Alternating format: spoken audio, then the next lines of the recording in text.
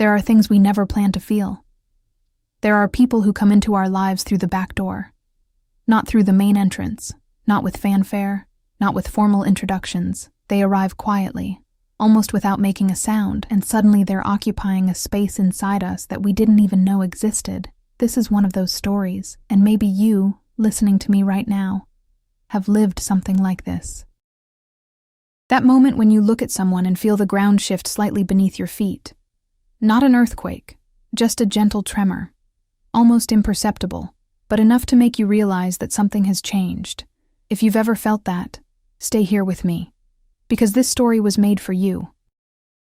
Camila Souza was 26 years old, living in a tiny apartment in the Bronx, shared with 2 other Brazilian women, wearing braces she planned to remove when life got better, and carrying one curious habit.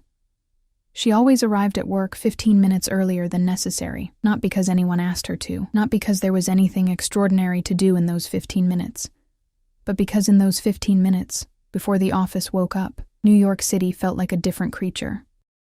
Calmer, more honest, more hers. She had worked for 3 years at Montero Enterprises, one of Manhattan's most respected financial consulting firms, not as a consultant, not as a secretary, not in any position that would appear on the company's institutional website with a photo and a biography. Camila was in housekeeping, navy blue uniform with her name embroidered on the left side of the chest. A cart with wheels that always squeaked in a slightly irritating rhythm, yellow rubber gloves, hair always tied up, usually crooked, usually escaping in rebellious strands around her temples, and thick framed glasses that slid down her nose constantly, which she pushed back up with one knuckle in a gesture so automatic she no longer noticed she was doing it. She was, to the majority of people who moved through the glass corridors of Montero Enterprises, literally invisible. They walked past her without shifting their gaze. They spoke on their phones as if she weren't there. They left cups and dirty napkins in inconvenient places with the ease of people who know that someone will clean up after them. Camila had learned, in her first months, not to let that bother her. Or rather, she had learned to pretend it didn't bother her, which isn't quite the same thing, but it serves. What she had not learned to ignore was Valentina Montero. Valentina was 34 years old, and was the kind of woman who walks into a room and reorganizes its gravity. Not because of beauty, though she was undeniably beautiful. Not because of money, though everyone knew she had plenty, but because of a presence that seemed to emanate from something deeper than appearance or wealth. She was the daughter of Brazilian immigrants. Born in the interior of Minas Gerais, raised in Newark, New Jersey, she had built her company from nothing at 22, with a combination of staggering intelligence, almost cruel self-discipline, and an ability to read people that bordered on the supernatural. Valentina was cold. Not in the superficial, performative way of someone who tries to seem cold to impress. She was genuinely cold, with the coldness of someone who had learned too early that opening up was synonymous with losing, that showing emotion in the workplace was weakness, that needing someone was a vulnerability she couldn't afford to feel. With employees, she was cordial to exactly the necessary degree. With business partners, surgical. With competitors, devastating. With Camila, she was nothing. Not in a cruel way, simply in the way you overlook something that never enters your field of vision because you've never directed your eyes toward that point. But Camila saw her.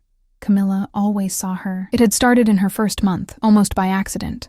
Camila was finishing cleaning the hallway on the 18th floor, the executive floor, where Valentina's office was, when she saw, through the glass window that looked into the CEO's office, that she was still there. It was 11:30 at night. Valentina was hunched over documents, the reading glasses she rarely wore in public resting on her nose, her dark hair pinned in a bun that had started the day perfectly and was now slightly undone. There was a tension in her shoulders that Camila recognized immediately. It was the tension of someone carrying more than they should. Without thinking too much, because if she had thought about it, she probably wouldn't have done it, Camila went to the executive floor's small kitchen, which she knew better than any employee in the office, and made a cup of tea. Chamomile with honey, because she had noticed, over weeks of cleaning that space, that it was the only tea bag Valentina ever used. She knocked gently on the half-open door. Valentina didn't even lift her eyes from the documents. "You can leave it on the desk," she said, automatic, probably thinking it was some assistant working late. Camilla left the cup on the desk, careful not to make a sound, and left without saying a word. Valentina raised her eyes only after the door had already closed. She looked at the cup, looked at the door, frowned slightly, took a sip, and went back to her documents. It was the first of many teas. Over the following months, Camilla accumulated a quiet knowledge of Valentina Montero that likely surpassed that of anyone in the office. She knew that Valentina always arrived at 7:45 in the morning, that she drank black coffee with no sugar for the first 2 hours, then switched to water with lemon, that when she was stressed, she compulsively reorganized the objects on her desk, that there was a small photo, framed in simple silver, in the right-hand drawer of the desk, a photo that Camilla had never quite been able to see clearly, but which Valentina consulted during difficult moments with an expression that mixed longing and determination. She knew that Valentina stayed late when there was an important presentation the next day, that on those days she didn't eat properly, that the trash in her office on those days was full of cups and nothing else. So on those days, Camilla left something. Once, a jar of peanut butter from the lobby snack bar. Another time, a granola bar left over from her own lunch. Once, with an audacity that made her blush afterward, she left an entire container of food. Black bean stew she had made over the weekend, with a small note that said only, "Leftovers. It's feijoada." Valentina, of course, had never commented on any of it. She didn't know who left the things, or if she knew, she never showed it. And Camilla, with the quiet discretion of someone who had learned that certain gestures don't need recognition to have value, kept going. "You, listening to me right now, let me ask you something. Have you ever taken care of someone like that?" In silence, expecting nothing in return, not even sure if the person noticed. There is an enormous courage in that kind of care, and there is also a very specific pain. The pain of wanting someone to see you. Leave a comment below if you've ever felt that way. I'm sure Camilla isn't the only one who knows that feeling, and if this story is already touching you, leave a like. It really helps this channel reach more people who need to hear stories like this one. The turning point came on a Tuesday in October, 3 years after the first tea.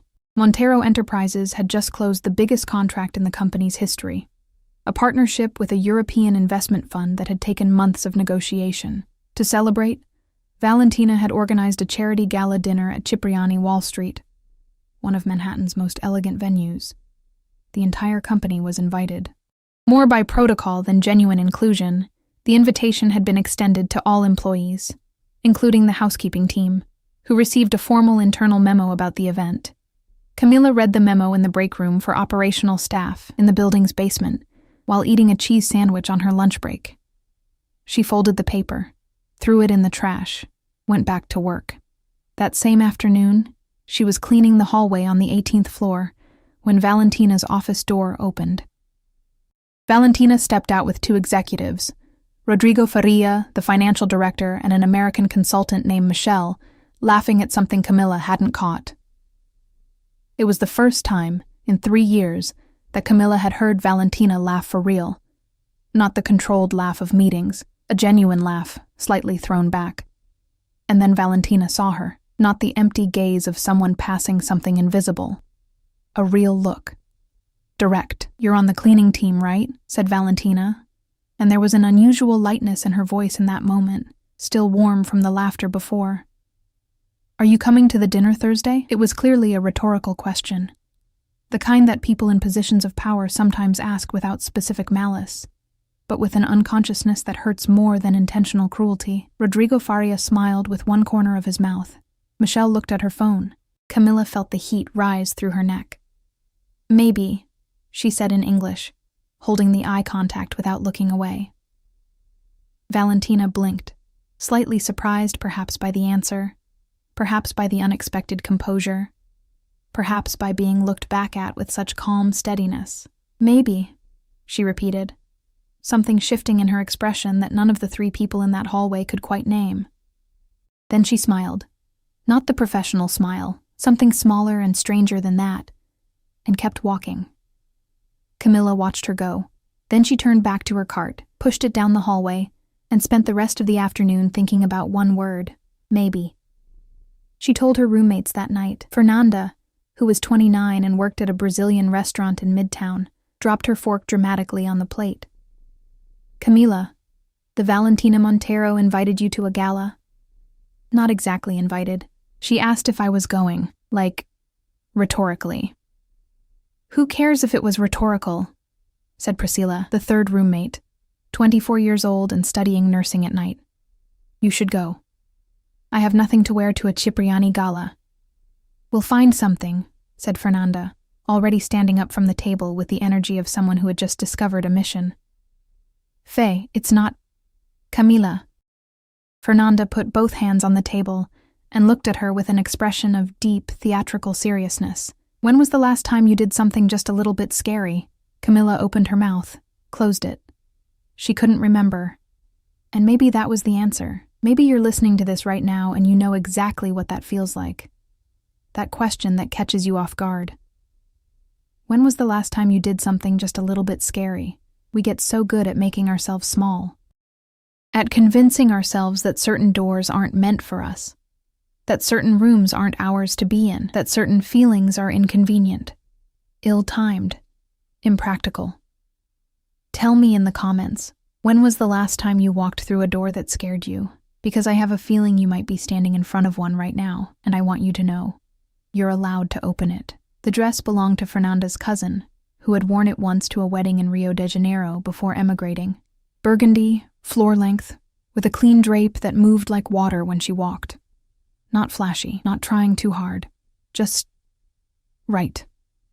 The transformation happened in their bathroom, over 3 hours, with Fernanda doing Camila's hair, and Priscilla handling the makeup with a precision she usually reserved for her nursing studies. Camila sat in front of the small mirror they'd propped on the bathroom counter, watching herself slowly become someone she recognized, but had somehow forgotten.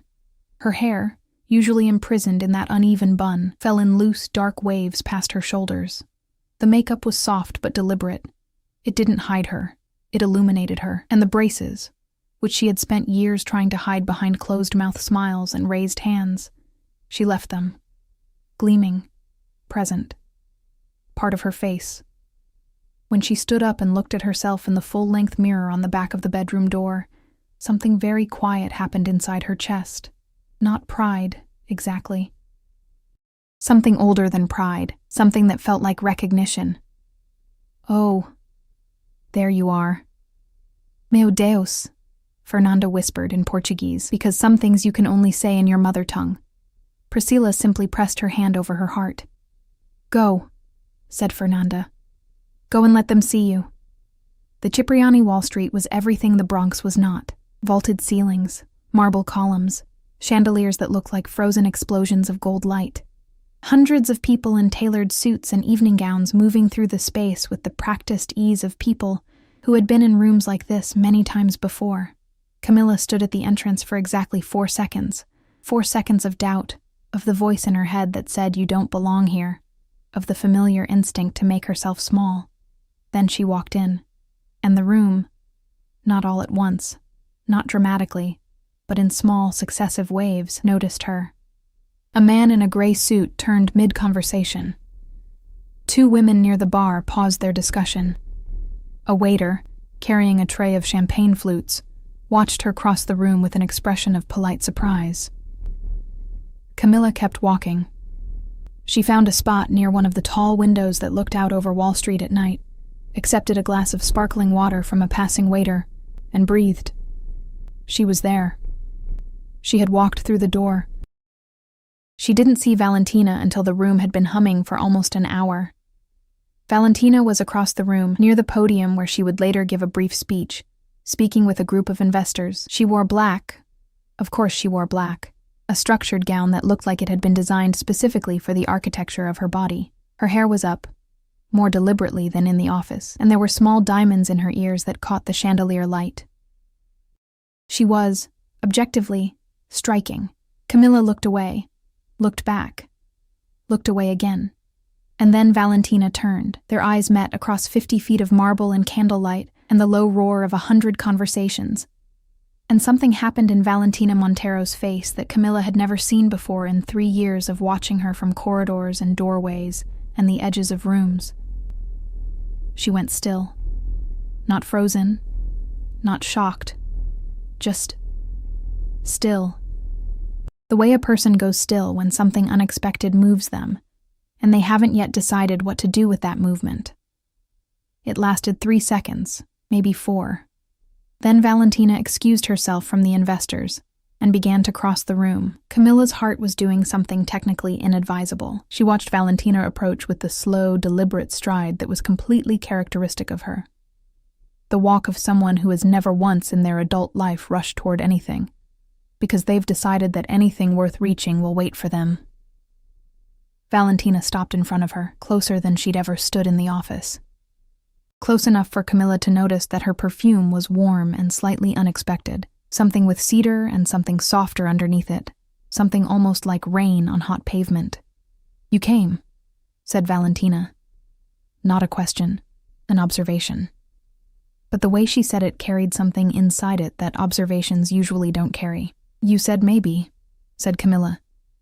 "I figured maybe was worth showing up for." Something at the corner of Valentina's mouth moved. Not quite a smile. The suggestion of one. "I have to confess something," said Valentina, and her voice dropped slightly, pitched now only for the two of them. "I didn't know your name until this afternoon." Camilla raised an eyebrow. "I asked HR," Valentina continued, and there was something in her expression that might have been on another face, something like embarrassment. That seemed important to fix. "It's Camilla," she said, though they both knew Valentina already knew that. "I know," said Valentina. "Camilla Souza, from São Paulo originally, 3 years with the company, and—" She paused, and something flickered in her dark eyes. "Apparently responsible for approximately 47 cups of chamomile tea and 1 container of bean stew that I still think about." The number was so specific, so completely specific. Camilla felt the warmth flood her face. "You knew," she said. "I knew," Valentina confirmed. "And you never said anything, neither did you." A silence stretched between them. But it was not an uncomfortable silence. It was the kind that holds things gently. "Why tonight?" Camilla asked. "Why are you saying it now?" Valentina looked at her for a long moment. "Because I almost didn't recognize you when you walked in," she said quietly. "And then I did. And I realized I've been looking at you wrong for 3 years. I've been looking at the uniform instead of the person wearing it." Another pause. "I don't like that about myself." It was the most honest thing Camilla had ever heard Valentina Montero say. And it hit her somewhere below the rib cage, in the soft place where the things that matter most tend to land. If you're still here with me, and I hope you are, I want to pause for just a moment, because what Valentina just said is something I think a lot of us need to hear. Not just about other people, about ourselves. How many times have we looked at our own reflection and only seen the uniform, the role, the version of ourselves that we perform for the world? Camilla had been doing it for years, hiding behind the bun and the thick glasses and the braces. Not because those things weren't real. They were completely real, completely her. But because she had started to believe that they were all she was allowed to be. Maybe you've been doing that too, wearing a uniform that isn't yours anymore. This story is for you, if you have. And if it's resonating right now, please subscribe to this channel, because there are so many more stories like this one, and I don't want you to miss a single one. They talked for 2 hours, not about the company, not about work, not about the contract that was being celebrated in the grand room around them. They talked about Minas Gerais, about the particular smell of red earth after rain that neither of them had smelled in years. About Newark in winter, which Valentina said was one of the loneliest places she had ever been, and Camilla said she could imagine. About what it meant to build something with your hands in a country that wasn't your birthplace, in a language that had initially fought you at every turn. About being far from home and slowly, reluctantly, building a new one. At some point, Camilla couldn't have said exactly when, they moved from standing at the window to sitting together at a small table near the edge of the room, slightly removed from the crowd. Empty champagne glasses that neither of them had drunk from sat in front of them, entirely forgotten. Valentina laughed 3 times. Real laughs, not the controlled professional variety, and each time, Camilla felt that gentle ground tremor beneath her feet.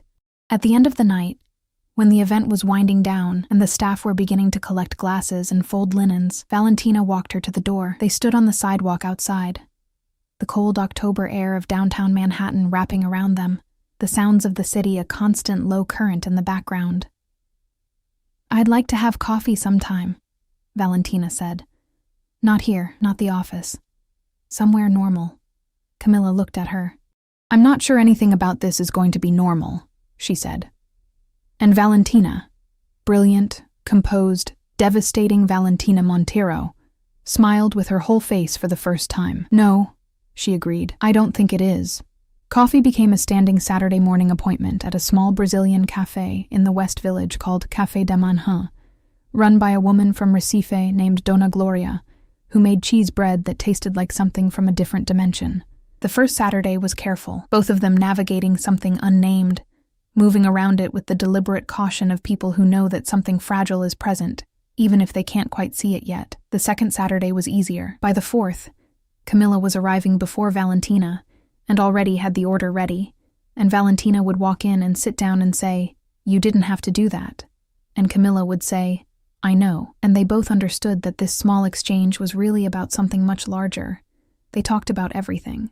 Valentina was, it turned out, entirely different outside the walls of the office. Not softer, exactly. The edges were still there, the directness, the occasional flash of something that reminded you she had not built an empire by being tentative, but warmer, curious, capable of being genuinely funny in a dry, understated way that made Camilla laugh until her eyes watered. And Valentina listened, really listened, the kind of listening that makes the person being heard feel like the most important point in a room. She asked questions that showed she'd retained things Camilla had mentioned in passing weeks before. She remembered that Camilla's mother was named Rosina, and that she called home every Sunday. She remembered that Camilla had wanted to study architecture and had stopped, and that she'd never fully made peace with having stopped. "Why did you stop?" Valentina asked one morning, cradling her coffee in both hands. Camilla shrugged. "Money, visa complications, life." "Those are reasons," said Valentina. "Not necessarily permanent ones." "Easy to say when you're you." Valentina was quiet for a moment, then. "I worked 3 jobs simultaneously for 2 years to start this company. One of them was cleaning offices." Camilla stared at her. Valentina met the stare calmly.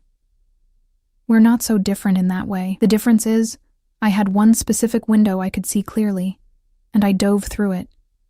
You have the same capacity, you just haven't found your window yet, and you think you can help me find it?"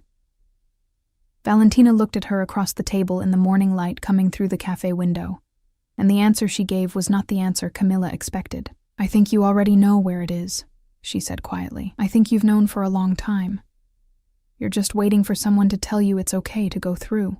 The silence that followed was the kind you don't want to fill with words. "Let me ask you something, and I mean this sincerely. Have you got a window like that? Something you've been standing in front of, looking through, wanting, but telling yourself the reasons you can't? The money, the timing, the age, the fear? Because I want you to hear this, from this story, from Camilla, from every woman who has ever made herself wait for permission that was never coming from outside. You don't need someone else to tell you it's okay, but sometimes it helps to hear it anyway. So let me be that voice right now. It's okay. Go through the window. And if this message is landing somewhere real for you, share this story with someone who needs it. You might be their voice today. 6 weeks into the Saturday coffees, something shifted. It wasn't a dramatic moment. There was no rain, no music, no perfectly timed revelation. It was a completely ordinary Tuesday evening. Camilla had been asked in a professional capacity to stay late to deep clean the conference room after a day of intensive meetings when she found on the table a folded piece of paper with her name on it. Just Camilla, in handwriting she recognized. Inside, there's a continuing education program at Parsons for people who want to return to design studies. I pulled the information. It's on your desk in the break room, V. Not her desk. She didn't have a desk. Valentina meant the small table in the break room in the basement where Camilla kept her bag. She had gone downstairs and found a manila folder with a printed course description financial aid information, and a handwritten note in the margin that said, "The night program works around most schedules." I checked. Camilla sat down at the small table in the basement break room of Montero Enterprises, in her Navy uniform, with the folder in her hands, and cried for approximately 4 minutes. Not sad crying, the other kind. The kind that comes when something you'd stopped believing in suddenly becomes possible again, and your body doesn't know what to do with that kind of hope except let it out. Then she wiped her face, folded the papers carefully, and put them in her bag. That Saturday at the cafe, she arrived to find Valentina already there, which was unusual.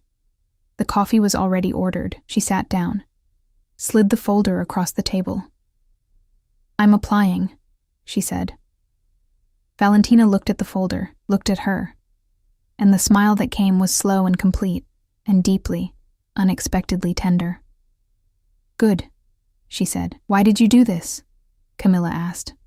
"Really? Why?"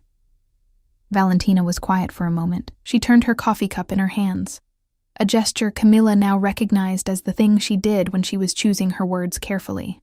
"Because you've been taking care of me for 3 years, she said finally. "And I didn't even know your name." She looked up. "I'm trying to be someone who does better than that." "You don't owe me anything." "No," Valentina agreed, "but I want to." And in the warmth of that small cafe, with cheese bread and strong coffee, and the sounds of the West Village drifting through the windows, something between them crossed quietly from one category into another. Neither of them named it yet, but they both felt it. The naming happened on a Sunday. Valentina had suggested for the first time, meeting outside of their Saturday cafe, a walk through Central Park, which in November had gone gold and amber, and the particular heartbreaking russet of late autumn leaves. They walked for almost 2 hours, talking sometimes and silent sometimes. And the silence was as easy as the talking, which Camilla had learned was rare. They stopped on a small bridge over one of the park's ponds. The water below them was still and gray-green. Valentina was looking at it, and there was something in her expression that Camilla had not seen before.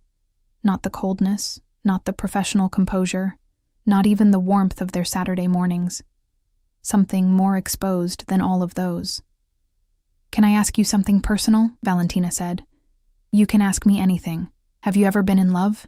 Camilla considered the question seriously, because it deserved seriousness. "Once. A long time ago. Before I came here. What happened?" "Life, distance, the usual things." A pause. "What about you?" Valentina was quiet for a long moment. "I've had relationships. I've cared about people." She stopped. "But in love? I'm not sure I've let myself. I think I decided early on that it was too expensive, that it cost too much from the places I needed the energy to go. And now?" Camilla asked, because something in the air required the question. Valentina turned to look at her, fully, directly, with no professional filter, no management of expression, just her face and whatever was moving across it. "Now I'm standing on a bridge in November with someone who once left me a container of bean stew," she said, "and I think I've been calculating the cost wrong." Camilla's heart did the thing again, the inadvisable thing. "Valentina," she said, "I need to say something, and I need you to not be my boss for 1 minute while I say it. I'm not your boss right now. I'm just a person on a bridge, okay." Camilla took a breath. "I have been trying very hard for 6 weeks, not to feel what I feel when I'm with you, and I am very bad at it." The silence that followed lasted perhaps 5 seconds. Then Valentina reached over and gently, carefully, took Camilla's hand. Not dramatically, not with the weight of a grand gesture. Simply and completely, the way you reach for something you've wanted for longer than you've admitted.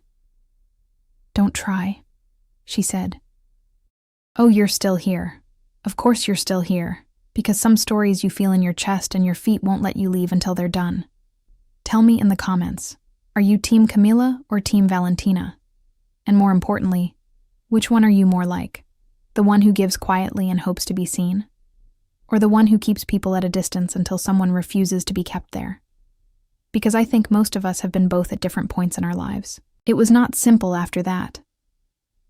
Let me be honest with you, because this story deserves honesty. There were complications. There was the reality of their professional relationship, which required careful navigation. There was the whisper network of the office, which noticed things even when people thought they were being discreet. There was Valentina's deep-seated difficulty with vulnerability, which didn't disappear because she'd held someone's hand on a bridge. It just began, slowly, to loosen. And there was Camilla's own internal work. Because falling in love does not fix the parts of yourself that need fixing. It illuminates them. And suddenly things that had been comfortable shadows, her tendency to put herself last, her habit of taking care of others instead of allowing herself to be cared for, the architecture dream she'd folded away so long ago it had started to seem like it belonged to someone else, were visible in new light. She applied to Parsons. She was accepted into the night program, beginning in January. When she told Valentina at the cafe that Saturday, Valentina was so still for a moment that Camilla thought she might have misheard. Then she said very quietly, "I'm proud of you." And the thing about those words, coming from that particular mouth, is that they landed with the specific weight of something that had been decided rather than performed. Not congratulations, not approval, pride. Real, uncomplicated human pride. Camilla felt it in her spine. "I couldn't have done it without you," she said. "You could have," said Valentina immediately, "but I'm glad I got to be here when you did." There is a version of this kind of love that is about saving someone, about a rescuer and a rescued, and Camilla and Valentina, to their credit, were very careful not to become that story. Valentina did not save Camilla. She saw her, which is entirely different. And Camilla did not redeem Valentina through the magical power of warmth and bean stew.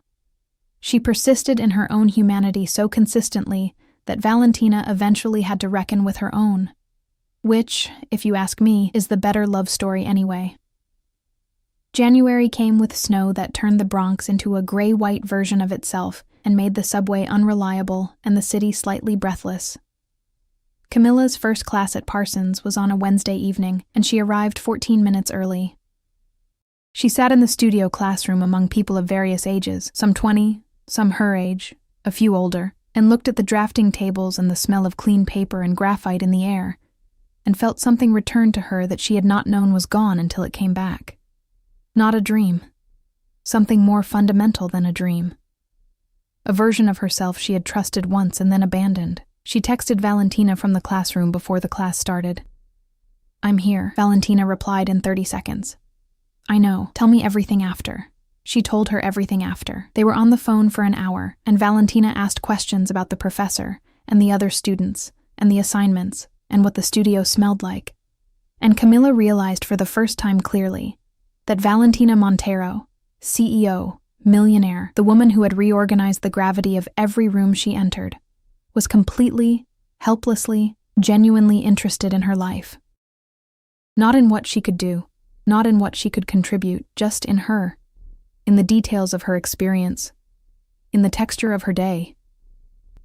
She had never been loved like that before. She wasn't sure she had understood until that moment that it was possible. Spring came to New York the way it always does, grudgingly at first, then all at once, as if embarrassed by its earlier hesitation. Camilla was still at Montero Enterprises. She had not changed her position, not because nothing had changed. Everything had changed, but because she had decided, with the quiet clarity that was increasingly characteristic of her, that she wanted to finish what she had started, that she wanted to complete the Parsons program and build toward the career change with intention, not urgency. Valentina had made clear, on more than one occasion, that she would support any path Camilla chose. Not with the grand gesture of someone buying their way into a relationship, but with the more difficult and more real gift of making sure the choice was genuinely Camilla's. "I don't want you to stay because of me," she said once, carefully, "and I don't want you to leave because of me. I want you to do what's right for you." "Those are very reasonable words," said Camilla. "Did you practice them?"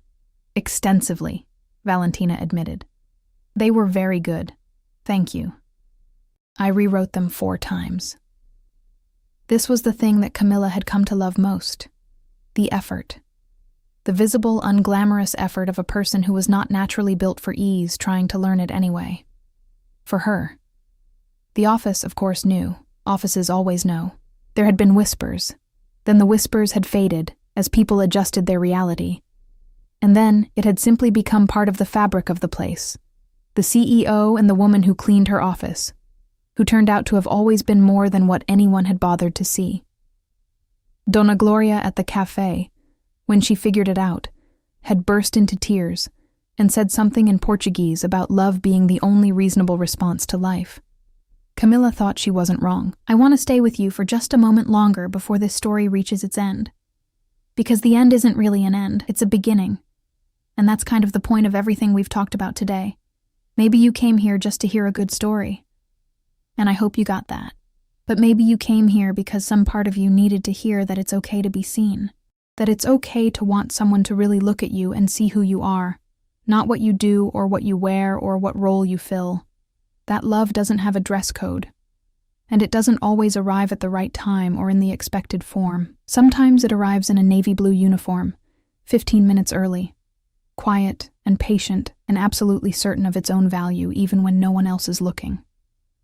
Comment below and tell me where you're watching from today. Tell me if there's a Valentina in your life, or if you're waiting for one, or if maybe, just maybe, you're someone else's Camilla and you haven't realized it yet. I read every comment, every single one. And if you haven't subscribed yet, please do. Because every week there are new stories here, and some of them might find you at exactly the right moment. On the last Saturday of April, at Café de Manhã, Dona Gloria brought 2 coffees without being asked, and then placed a small plate of cheese bread in the center of the table and said, in Portuguese, "On the house, because you two are good for my heart." Valentina looked at the cheese bread, looked at Camilla. "She knows, doesn't she?" she said. "She's known since February," said Camilla. "Is it obvious?" Camilla considered this. "It's visible," she said finally. Which is different from obvious. Obvious means anyone would see it. Visible means people who are paying attention can see it. Valentina was quiet for a moment. "I've spent a long time trying to be invisible," she said. "I know. It turns out I'm not very good at it anymore." "No," said Camilla gently. "You're really not." Valentina picked up a piece of cheese bread, looked out the window at the West Village street, where the April light was doing something particularly generous with the brownstones across the way. "Camilla," she said. "Yes.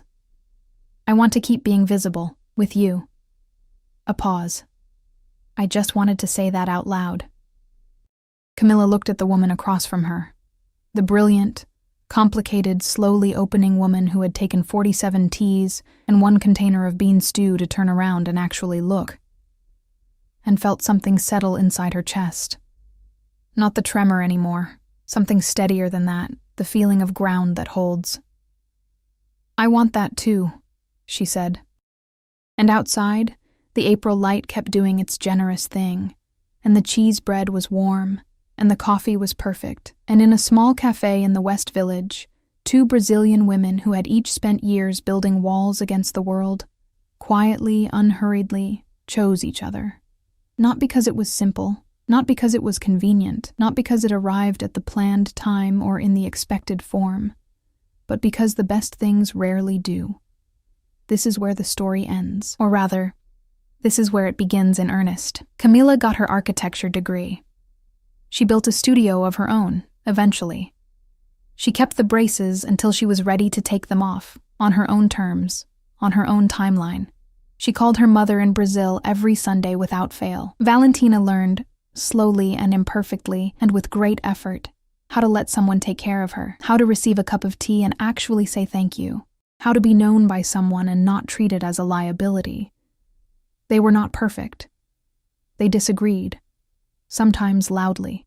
They had difficult seasons. They had to renegotiate who they were to each other more than once, as both of them grew and changed and insisted on being full, complex people, rather than fixed roles in each other's stories. But they showed up, every Saturday morning, every difficult conversation. Every moment when the easier choice would have been to close the door and call it self-protection. They showed up. And I believe, with everything in me, that showing up is the whole story.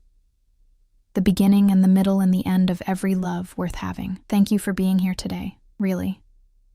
This community, these stories, the time you give me, It means more than I can say. If today's story moved you, share it. You never know who in your life needed to hear it.